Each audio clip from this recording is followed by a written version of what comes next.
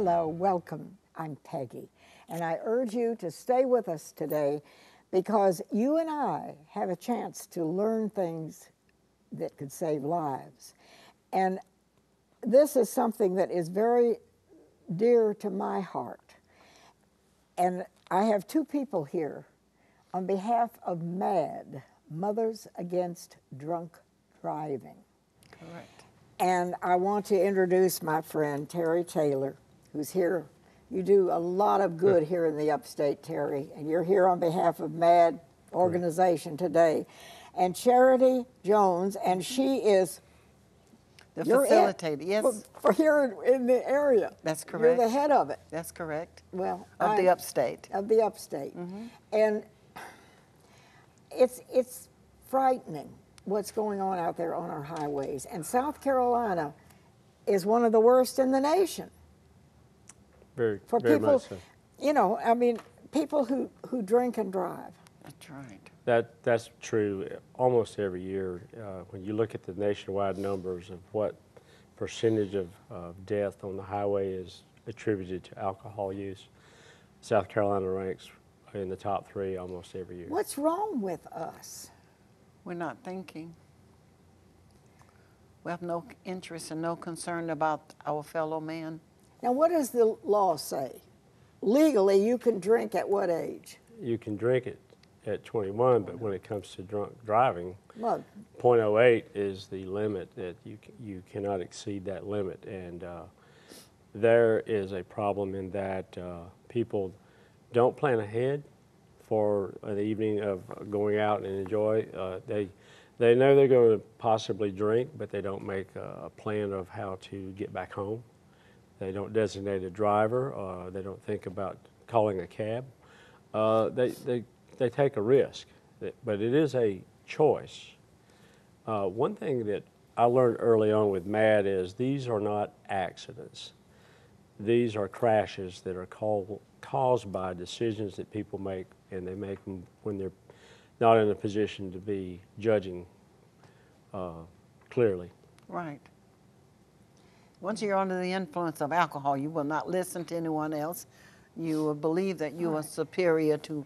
but it affects people differently. And somebody yes. will say, and we've all, oh, I'm fine. I just had a couple of drinks. Oh, I'm yeah. fine. At what point do you say, I'm not fine? I mean, your judgment is impaired. Yeah. You know, and of course, the legal age is 21, is it not? That's correct. Correct. And that's But you one know, of the, you and I both know there are kids 17, 18 out there, you know, having Surely. well, that is beer one of the other part of the mission statement of MADD is to prevent underage drinking. There has been discussion about lowering the age down to 18, but the reason it's 21 is because brain development is occurring into the 20s. And you don't want to put a toxic substance like alcohol, which is a toxin. If you consume enough of it, it will kill you. You don't want to put that into a developing brain because that changes the way the brain develops. And that could lead to other problems with mental illness, with drug abuse, and those kinds of things. We've all heard people say, oh, I'm fine, no problem. I didn't have much, you know. But you don't know at what point you can claim that. That's right. It's the decision and choices that we make. Like you make the choice to wear a shirt of a color of blue rather than green. Well, that's the choice you make. Well, you can do the same thing with drunk driving or driving under the influence. You can decide not to do it. And call have someone, a designated or driver. That's right. Have a designated driver. Or another issue is getting in the car with someone who is drinking and you're not drinking. Just don't get in the car with another person who's drinking.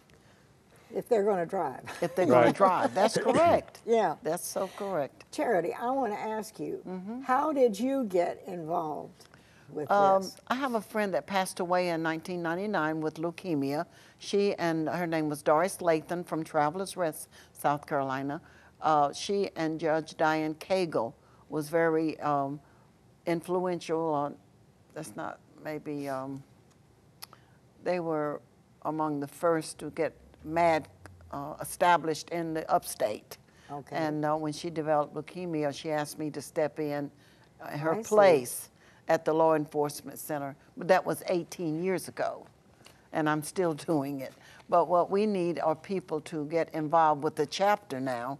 Next year we want to have a walkathon in Greenville, and we need the input of the local people to have our right. give us ideas on what to do, and All we'll right. have what that you're meeting doing July. is worthwhile. Thank you very much.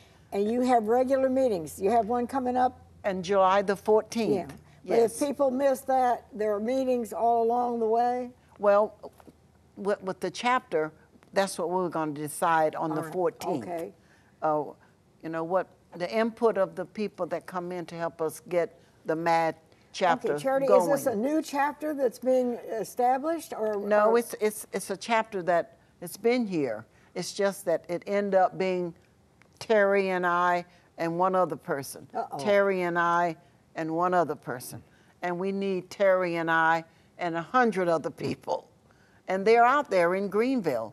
They just need to get Okay. involved. What do they have to do? Does it cost money? No, do they it have does to not. pay to join? No, they that? do not. It's Just free. come to the Golden Corral on July the 14th Yeah. at 6 o'clock. Okay. And we'll, we'll get everyone's name and their telephone number and stay in touch and get their ideas. It's just something, it's wonderful. And then you will have regular events and meetings right after that. That's correct. And we may have a meeting 4 times a year. We'll decide at that meeting what the ideas of what everybody thinks, is a good idea. And one thing you would be able to do is get information.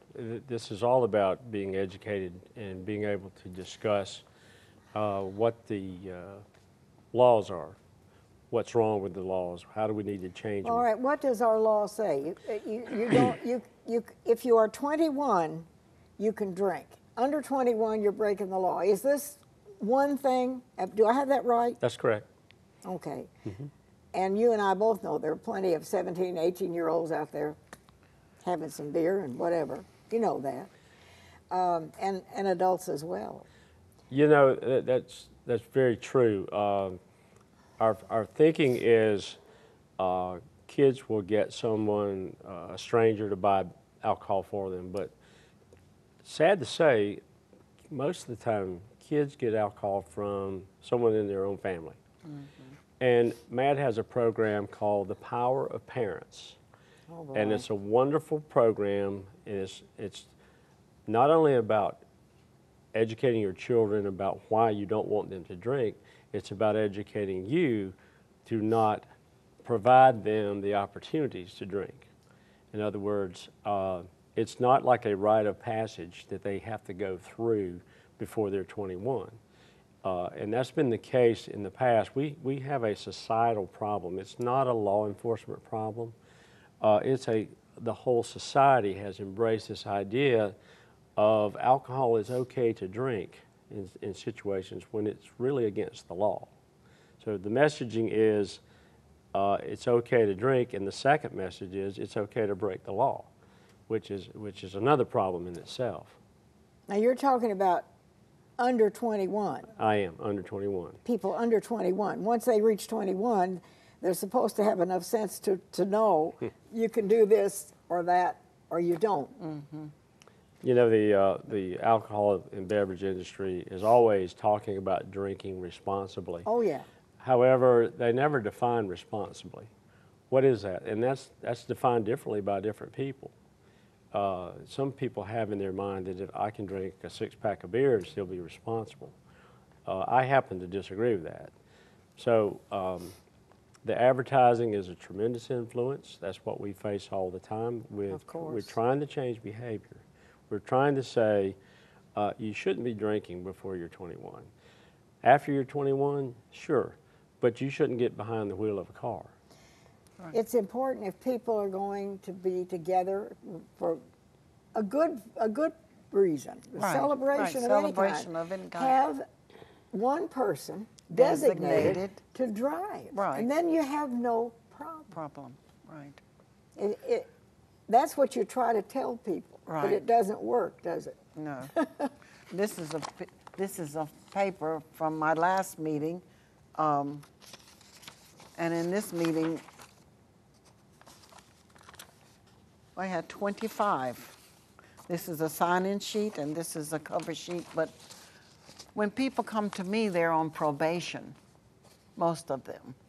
The So judge in other words, sends they have them already been apprehended that's for right. being Right. drunk. Right, right. So it's after the fact when they come to me. However, with the chapter, that's a different issue. We are trying to get to them before they get in the system.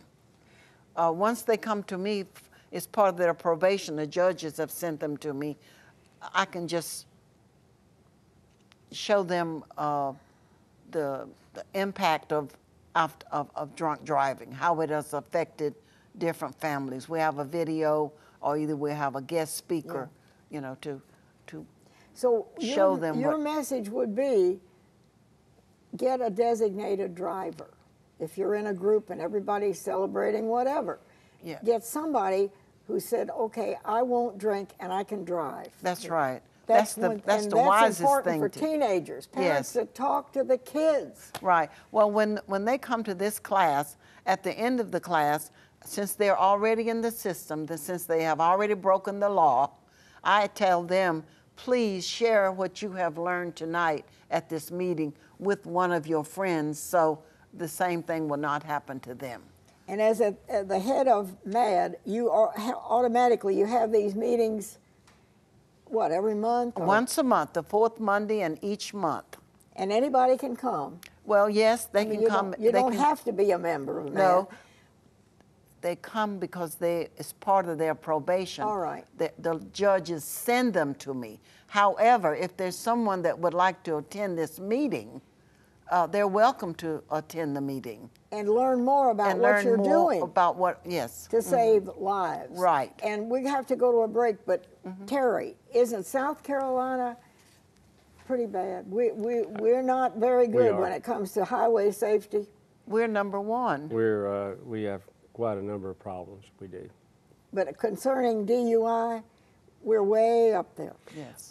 We are. You know, the rankings are based on what percentage of alcohol crashes are involved in the overall death rate, and we are running about 45% of our crashes, traffic fatalities. 45% involve alcohol, and that's way up there. That's high. As far Well, as the I've- national. Yes, it is. We're going to go to a break, but I feel very passionate about this because my husband and I have been hit head on by a drunk driver, and I know what it means, the horror of it. And God was in that car with us, or we would be dead. But I'm telling this because when I talk to these people, it is with passion, and we as individual citizens, we can step forward and we can make this work. That people have to be safe on our South Carolina roads, and it isn't that way now. And if you have teenagers, talk to them. That's right. We'll be right back. That's correct.